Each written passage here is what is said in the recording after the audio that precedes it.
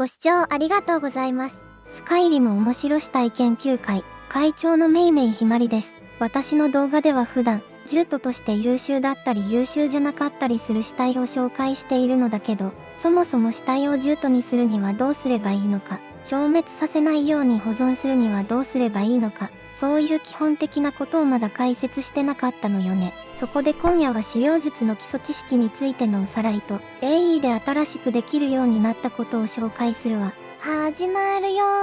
まず獣人とは何なのかという話なのだけど、私の動画では死の獣人で蘇生した死体のことを獣人と呼んでるわ。通常有機作成などで蘇生した死体は、効果が切れると灰になって二度と蘇生することができなくなるわ。ところが死の獣人で蘇生した場合は、まず効果時間が切れることがほぼなくなるし、体力をゼロにするなどして効果を切っても、死体がそのまま残り続けるから、何度でも繰り返し蘇生が可能になるわ。だから狩猟術師プレイでは、強力な死体を死の獣人で蘇生して使い続けるのが基本になるわ。では次行きましょう。死の獣人を入手するには、召喚スキル90以上でフィニス・ゲストールから受けられる召喚術儀式の呪文をクリアする必要があるわ。クエストクリア後死の獣人の呪文書が買えるようになるから、これを読めば死の獣人が使えるようになるわ。ただし死の獣人にはいくつか制約があって、まず蘇生可能な死体の上限レベルは40までよ。NPC のレベルはキャラによってまちまちなのだけど、ボスクラスのキャラはプレイヤーの 1.2 倍に設定されてることが多いわ。プレイヤーのレベルが34なら、1.2 倍しても40を超えることはないから、狩猟術師プレイではレベル34が一つの節目になるわ。もちろんそれ以上や以下でプレイしてもいいのだけど、私の動画ではプレイヤーのレベル34を基準として死体の性能を紹介してるわ。対象がアンデッドなら聖職者で上限レベルを 1.25 倍にできるから、吸血鬼の死体ならレベル50まで蘇生可能よ。もう一つの制約は種族よ。通常の狩猟術は種族を選ばず蘇生可能なのだけど、死の獣人の場合は人間系の NPC に限るわ。だから巨人やドラウグルなんかを獣人にすることはできないというわけね。これは死の獣人というか召喚魔法の制約なのだけど、一度に蘇生できる死体は1体までよ。召喚パークの2つの魂を取得すれば2体まで蘇生可能になるから、同時に使える獣人は2体が限界ということになるわ。これがわからない。次に死体の保存方法を紹介するわ。強力な死体を手に入れたと思っても、気がついたら消えてしまうということがよくあるわ。これは離れた場所で10日経過すると死体が消えてしまうという法則があるからよ。そこで役に立つのが、宝の地図よ。宝の地図を持たせることで、10日以上経過しても死体が消えなくなるわ。死体の消滅を防ぐアイテムは他にもあるのだけど、複雑になりすぎるからこの動画で取り上げるのはやめておくわ。宝の地図は全部で10枚あるから、強い死体を保存するだけなら足りなくなることはないと思うわ。注意点として、宝の地図を本棚に配置すると保存効果が消えてしまうわ。だから絶対に宝の地図を本棚にしまってはダメよ。言い換えると、それ以外だったら何をしても保存効果が消えることはなかったわ。入手の手軽さと保存効果の高さ、どれをとっても保存アイテムとして宝の地図より優れてるものはないわ。ただしこれはあくまで基本的な話よ。例えばリスポーンする死体は保存不可能だし、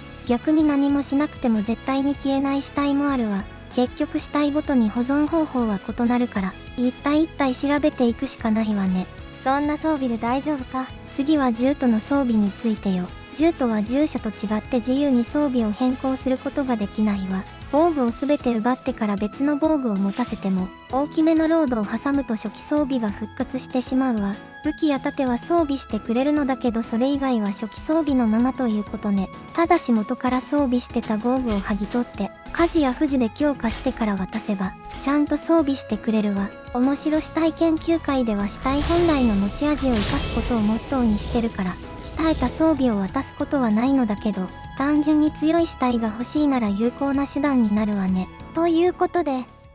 ここからは AE の追加要素を紹介するわ。まずは虫の杖。この杖がどんな効果を持ってるかというと、レベル40までの死体を永続的に蘇らせるわ。要は死の獣人と同じ効果ね。ただしこの杖は死の獣人より優れた点があって、ドラウグル、ファルメル、リークリング、ブリストルバックも蘇生可能よ。これらの敵は基本的にリスポーンするから保存は不可能だけど、中には保存可能な個体もいるかもしれないわね。虫の杖を入手するには、ウィンドヘルム南西のマーラの目の池近くの講師の間で発生するクエストをクリアする必要があるわ。レベル1から始められるし、戦闘のない謎解きメインのクエストだから簡単にクリアできるはずよ。序盤から死の獣人が使用可能になってプレイの幅が広がるけど、こんな簡単に手に入っていいのかという気もするわね。それでは、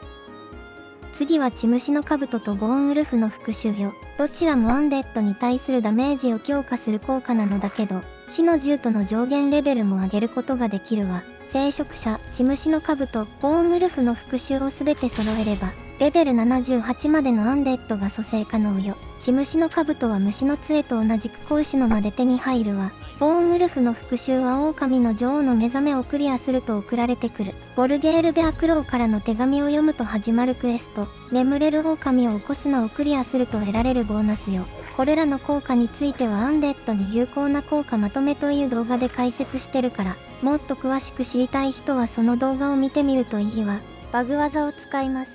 最後は資料術師のローグよ。これは資料術のグリモワールというコンテンツで追加されたローグで、召喚呪文の持続時間を伸ばして、さらに熟練者レベルまでのアンデッド召喚か資料術の上限を1体増やせるわ。死の獣とは達人魔法だからこのローグで上限は増やせないのだけど、虫の杖による蘇生なら上限を増やせるわ。この点でも死の獣とより虫の杖の方が優れているわね。これは召喚パークの2つの魂と重複可能だから、最大で3体まで同時に獣人にできるようになるわ。このローグは解除可能だから、別の鎧に同様の富士をつけることもできるわ。ただし富士スキルを上げても強化できるのは持続時間を伸ばす効果だけで、召喚や蘇生の上限増加は常に1体のままよ。このローグの入手法は少し厄介で、レベル32以上で資料術系ダンジョンのボスから奪うしかないわ。私のおすすめはショールストーン西のボルダーフォール洞窟よ。ここは入ってすぐにボスが1体いるだけだから、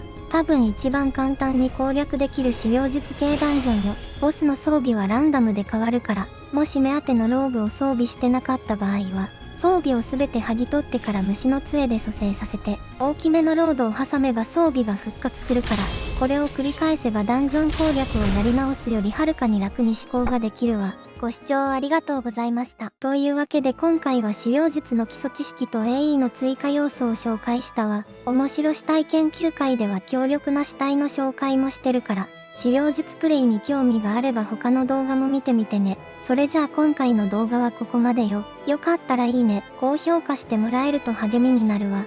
またね。